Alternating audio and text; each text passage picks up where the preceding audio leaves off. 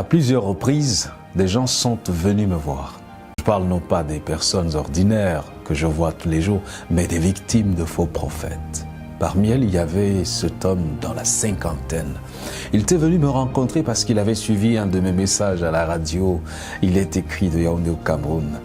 Il était un des collaborateurs d'un prophète qui avait une chaîne de télévision et dont l'église était très courue. Il en était un des doyens. Tout en larmes, il s'en voulait de s'être laissé égarer. Il me dit que le prophète a orchestré une abomination. Il a poussé à coucher avec sa propre fille, sa fille sortie de ses entrailles.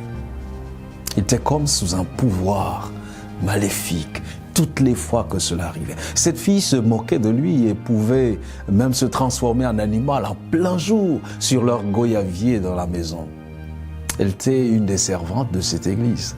Et quand il s'en plaint, le célèbre prophète lui ordonne de se taire et jette rapidement le tort sur lui en menaçant de le maudire. Il n'en pouvait plus. Il réalise que quelque chose n'allait pas. Il élève un soupir à Dieu pour le sortir de cette prison. Et Dieu n'a pas tardé à lui répondre. Et quand un jour il avait suivi l'évangile dans sa simplicité, il en était si ravi.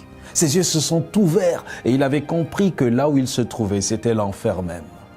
Ce jour-là, Dieu avait arraché ce tison du feu destructeur. L'homme s'est repenti et a retrouvé le chemin et la vie en Jésus-Christ. Et j'ai prié pour lui.